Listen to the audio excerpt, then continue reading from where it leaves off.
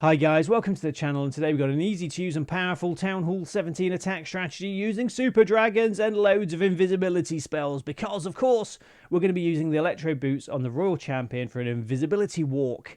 So the heroes I'm going to be using today, I've got the Queen, Minion Prince, Grand Warden and Royal Champion. If you don't have the Minion Prince available, feel free to use the King.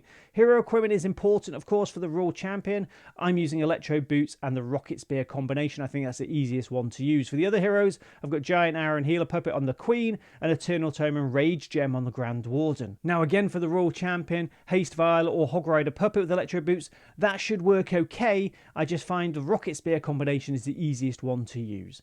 Now with the Electro boot invisibility walk, there's sort of two different ways you can do this, guys. You can either send in the Royal Champion by herself with those invisibility spells like this. We're going to move through the base. I'll go through this in more detail in just a moment. Or what you can do is send the Royal Champion in with the main army, use the Grand Warden's Eternal Tome ability, that'll protect the Royal Champion, then zoom in and use the invisibility spells then. That works really well and it is easier to use. I just wanted to highlight sort of an exclusive invisibility walk at the beginning of this war attack, I think it was, just to show you how to do it. So remember, max level invisibility spell will last for 4.5 seconds. What I normally do is count to 4, then go 1, 2, 3, 4, put down another invisibility spell. And another tip for you, just have a look at the defense the Royal Champion is taking out. Say it's a ricochet cannon or multi-archer tower, and then where she's going to move next is really important. So you can kind of anticipate she's going to go left to that defense or right, and then put down your next invisibility spell to cover where she is now and where she's going to move next. It just means you don't put down one and then have to put down another straight away when she moves to a new defense. You can sort of overlap them and anticipate when she's moving on to that next defense, and it might save you a couple of invisibility spells during the walk. That's the only thing I sort of do. I let the Royal Champion go wherever in the base and I follow with those invisibility spells, trying to anticipate the next defense. Then when the Royal Champion's taken out, you can revive her later. Send in your Queen with that Giant Arrow through the base, maybe the King on the other side of the base if you're using the King. If you're not, you're using the Minion Prince, send him in with the Grand Warden and the main attack. Have a look which way air sweepers are pointing. Use the Grand Warden's ability nice and early. That Rage Gem will help the troops and any heroes there move through the base really quickly, because of course the only danger with this, if you've started with Invisibility Walk, is maybe a time fail.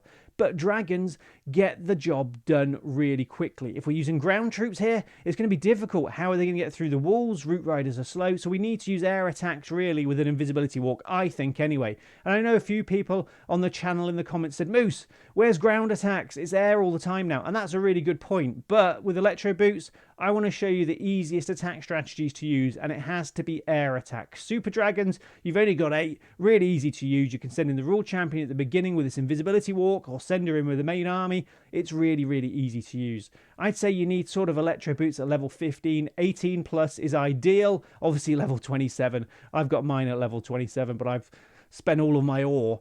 But it does make a difference having them sort of level 18 plus. I think really, really powerful combination. So that was our first replay. We do have another replay. So again, we're going to send in the Royal Champion on the left hand side. Use that Rocket Spear straight away. This is why I think it's the easiest combination to use. You can pick a compartment, use a Rocket Spear, your Royal Champion's relatively safe. She'll take out a few defenses. Then when she does run in after the Rocket Spears run out, then you can concentrate with the invisibility spells. If you use Haste Vial or Hog Rider Puppet, she sort of gets into trouble straight away and it can be a bit more difficult. If you are going to use Haste Vial or Hog Rider Puppet with Electro boots, it might actually be better sending the Royal Champion with the main army and using Eternal Tome to protect her, and then using those abilities, or using them just before. I think you can protect the Hog Riders, can't you, through the Eternal Tome if you do it that way, and then you don't need to worry really with invisibility spells. You can use them after those effects from the Haste Vial have worn off. That might be a good combination, but yeah, overall I do think Rocket Spear for me, best combination. And now the second stage of our attack can start in just a moment. I would say sort of aiming for 20 to 30% of the base taken out with the Electro boot invisibility walk is a good place to aim for. So I don't think I've really seen an attack this powerful because of a hero in quite a long time. It does change the way we can play the game with this invisibility walk. It is really, really powerful. It does take a bit of practice. All I would say is in your clans, do some friendly challenges, get practicing with those invisibility spells. Like I mentioned earlier, just sort of be aware of where she's moving next, anticipate the next defense, and practice sort of covering that next defense and trying to cover where she is at the moment. So just sort of recap on that if I didn't explain it properly. Say the Royal Champion's taking out the monolith or a ricochet cannon, something with quite a bit of health, and you've put down an invisibility spell and you're going to need another one because she's not finished taking out that defense. Instead of just putting it straight where she is, have a look where she's going to move next and try and just overlap it. So when she does finish on that ricochet cannon or whatever, she's going to move through the invisibility spell to the next defense. And that'll save you a few seconds overall, which could make the difference. So I won't try explaining it again, guys. I've done it about 5 times, but I don't know if I explained it properly.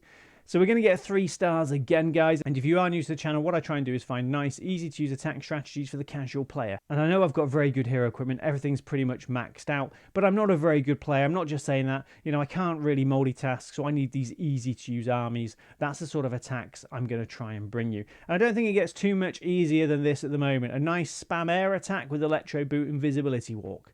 So I hope you enjoyed the video today. Remember, on this channel as well, we do have something called a creator code. That's where you can help support your favourite content creator in-game by using their code before making any purchases. Our code is code Moose. Any support would be amazing, and you do need to renew it once a week. Anyway, take care, guys. Remember to practice your funneling, stay hydrated. Let me know what you think in the video comments, and I'll see you later. Bye!